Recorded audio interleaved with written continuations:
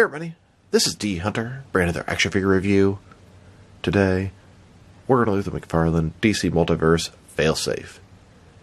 This is a Batman villain, and it's more or less an android. It's very complicated. I'll go into it more shortly. I got this guy from GameStop. McFarlane Toy Store is also shipping theirs out, so let's take a look at the packaging. As you can see at the bottom, DC Multiverse Failsafe. Here he is in the package. We have a gun, large display base, collector's card, and display stand. On the side of the package, Failsafe from Batman Failsafe. Other side simply says Failsafe. At the back, here he is, posed up. You can see Wanted, Bruce Wayne, and Batman. And at the bottom, there's his barcode if it helps. So with no further ado, let's open it up. Alright, now that we got this figure out of the package, here he is with all the accessories laid out. We have a display stand, collector's card, display base, and a gun. Before we take a look at all that, let's talk about and check out this figure. So this is Failsafe. He's the most recent Mega figure, and he's a Batman villain. While Batman created Failsafe plans to stop the Justice League in the event one of them went rogue, that all happened to the Tower of Babel incident, Batman's artificially constructed Zur-En-Arrh persona activated and created an android capable of stopping him in case he ever took a life.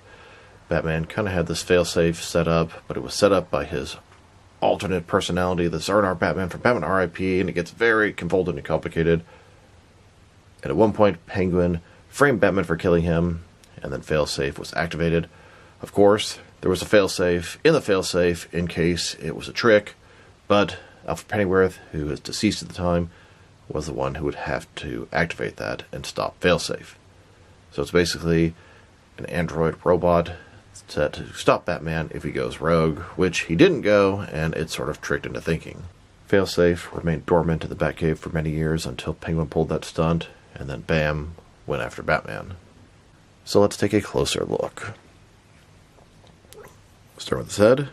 He's got that sort of Batman shape. He's got the bat ears, the black head, this little sort of little port thing in the back, and he's got a bunch of those. And then up front, it's not a face, it's just, I don't know, lights, some computer screen type thing. As you go further down, he kind of has a bat symbol on his chest. I mean, this is like a robot Batman to stop Batman if he goes bad, which is a kind of interesting, cool concept. Shoulder pads are soft, they're going to move out of the way. It looks like a single jointed elbow. That one, double jointed on this one. He's got a big, giant claw. Kind of has the Batman fins on both sides. Double jointed knees. Batman kneecaps. The body looks like it's going to have some reuse, and we'll take a look at that shortly. I like the sort of sculpt on his neck. It looks pretty cool. The backside, he's got all these sort of ports, I'm assuming, to connect him to the computer or recharge him or whatever.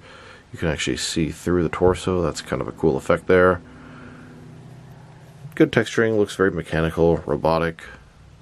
And a closer look at his face and head sculpt.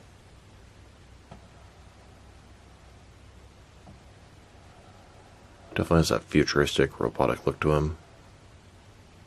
Now let's check out his accessories. And let's start off with the boring stuff. Here's his display stand. Typical McFarlane display stand we've seen plenty times before. And then we have his collector's card. As you can see, it's an image of Failsafe. Failsafe from Batman Failsafe. On the back, there is a description. If you want to read that, pause now. And then we have his display base. I believe it's supposed to be the ground at the Batcave. It looks pretty cool. I think we got this with the Justice Lord Superman vs. Batman Beyond 2-pack. I feel like they included this just to make you feel like you got a better value, because Failsafe is kind of a thinner mega figure, a little bit smaller than some of the other ones you get. Still, it is pretty cool. There are some pegs on this display base that go into the peg holes on his feet. One here, and one here, because it's really meant for a 2-pack of figures. And now for his weapon. This is a little gun. I'm guessing it looks like it shoots maybe energy, lasers. It doesn't look like a regular gun at all.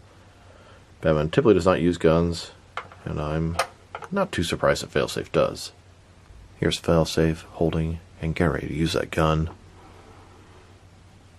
Now we'll check out the reuse differences and similarities between Failsafe here and the Batman Beyond Batman Joker robot. So let's take a look. Now, starting with the head. obviously, head is totally different. The stomach and torso are also completely different. He's much, much taller in this area. The diaper piece is different. Now the arms. The arms are the same, different shoulder pads. The base part of the arms are the same, but they put a different sort of gauntlet piece. It's like they ripped that one off and put a whole new one on top. But it does look like everything else is the same, including even the hands. This side, the base part of the arm is the same, the shoulder pad is different, and they even utilize the same giant sort of single-jointed elbow with this giant gun, and made a single-jointed giant elbow with a giant blade. So, it's really just the same. I mean, legs, arms, I guess that's about it. The different torso piece really separates the two figures and makes them look very different, because Failsafe is way taller than the Joker Batman robot.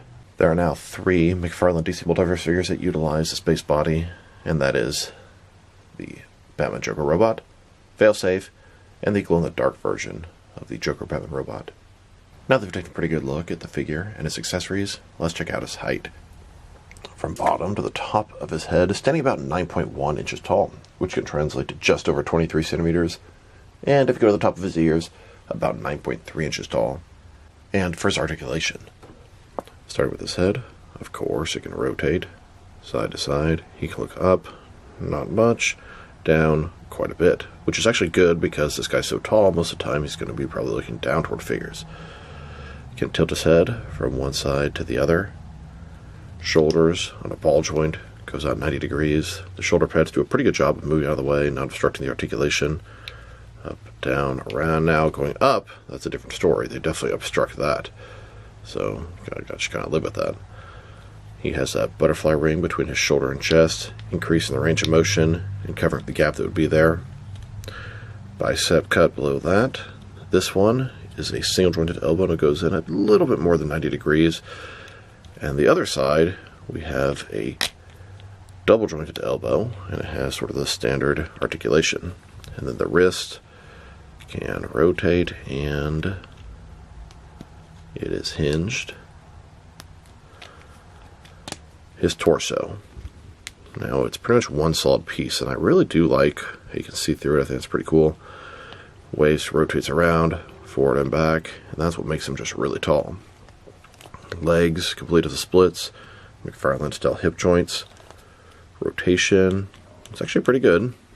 They go forward, almost all the way, back not much, double jointed knees, and his ankle. Forward and back, rotate, tilt, rock.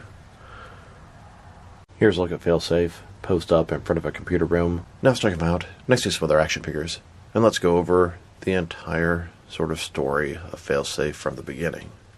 And I mean the beginning. So way back in 1958, in Batman number 113, DC was in the Silver Age, and they made a bunch of weird, campy stories. In the Silver Age, the Batman of Zur-En-Arrh was an alien named Talano from the planet of Zur-En-Arrh, who became a version of Batman for his own world. At one point, Earth 1 Batman and him met, they worked together, and it was just this ridiculous, colorful Batman suit, and it was very appropriate for the old school Silver Age. Skip ahead to 2008 in the Batman RIP storyline, and he wore that suit again. Now they took this campy, ridiculous, colorful thing and sort of made it dark and twisted in the storyline, and it's a very convoluted, complicated set of circumstances that leads all the way to Failsafe. In the storyline, Dr. Hurt was sort of mind-controlling Bruce Wayne, brainwashing him, and there was a little trigger word, Zur-En-Arrh, and that was somehow the last thing he remembered his father saying, something about Zorro. Batman was more or less brainwashed by Dr. Hurt here, and then he took on the identity of Zur-En-Arrh, had that crazy tattered-up costume, and was sort of living the streets like a homeless person. And the whole time, it's sort of vague if it's a drug-induced hallucination or actually happening. And then Failsafe is an android that was created and programmed by the Batman of Zur-En-Arrh, the sort of personality that was there because of Dr. Hurt. And his sort of subconscious personality made this robot, and it's programmed to basically take down Batman if he ever started killing people. And it stayed dormant for many years. Penguin eventually framed Batman for killing him to get the law against him, and Failsafe was activated. Now, there was, I don't know, a kill switch or whatever to stop it in case a villain had tricked it, but that would have to be done by Alfred Pennyworth, who was dead at the point because Thomas Wayne had Bane kill him. And yes, it's so convoluted, but it's all a thing. Failsafe here is a very powerful android. He has energy projection, flight, superhuman speed, superhuman strength, enhanced senses, magnetic manipulation, superhuman stamina, damn near invulnerable, basically everything from a superpowered robot.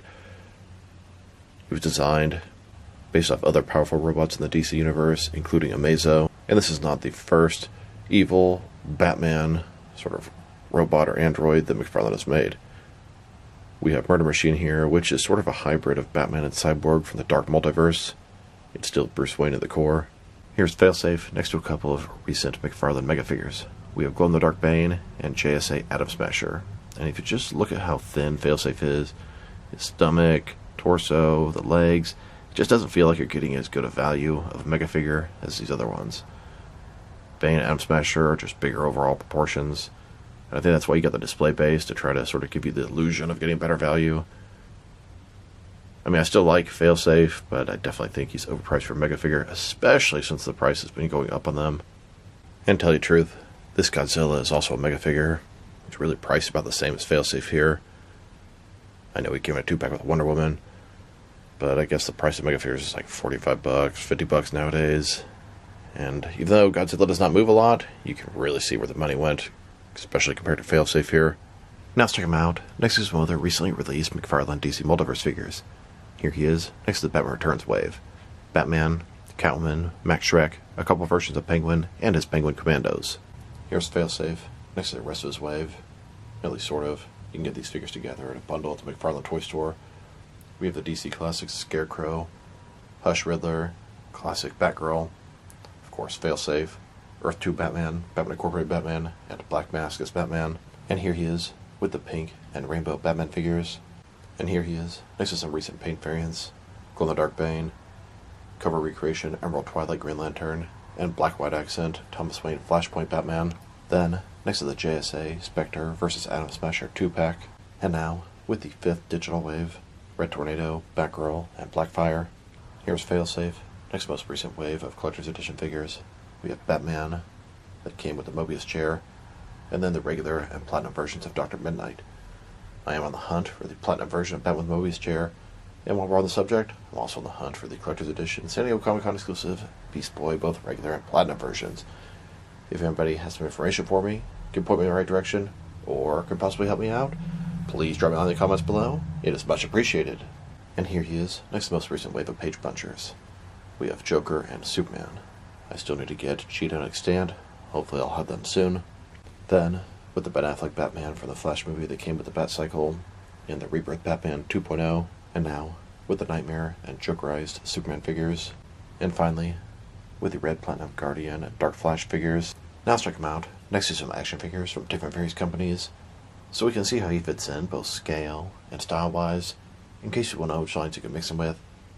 Since he's a McFarlane toy, they are typically the 7-inch scale.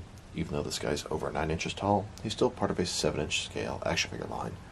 I'm going to start off my comparisons with some of the larger action figure lines I collect, and then work my way smaller. But first, let's check him out with some of his McFarlane Toys brothers. In front of you are 5 different action figures, all from McFarlane Toys, all 7-inch scale, and now with some Jack-specific resin figures and Diamond Select toys. Here's Failsafe, next to some Halloween candy, and here he is with some DC Direct and NECA figures. Then, with both some Mattel and Jazzwares wrestling figures, and now with some Mezco and Mattel DC figures. Next, with some Mafex and Hasbro Marvel Legends. And finally, with some SH Figuarts and Jazzwares Fortnite figures. So overall, it's a pretty cool Failsafe figure. It looks very interesting, the proportions are a little weird, but it's a tall, lanky android robot. I do actually think it's pretty cool. I love getting Batman villains or characters we've never gotten before, and no one has ever made a Failsafe figure before, that's for sure. His accessories, kind of on the light side. We have that gun, and then the display base. And even though it is kind of a nice display base, it doesn't really do that much for me. I'm more interested in the actual figure and accessories for him. But his sculpt and paint job are really nice. He looks very interesting. Just the proportions are a little off to me. His articulation is pretty good. I mean, he doesn't have an ab crunch, but honestly, I don't really think he needs one. If I were to rate this guy, probably give him a 7 out of 10. He's definitely not worth the mega figure price, but it's really cool to have Failsafe in the collection. So this is D Hunter. Thank you for watching this video. If you liked the video, press like below. If you have anything you want to say about the video, add to the comment section. If you want to see additional action figure reviews from me, press subscribe. I do appreciate when you do that. Once again, this is D Hunter. Thank you for watching, and I'll talk to you guys real soon.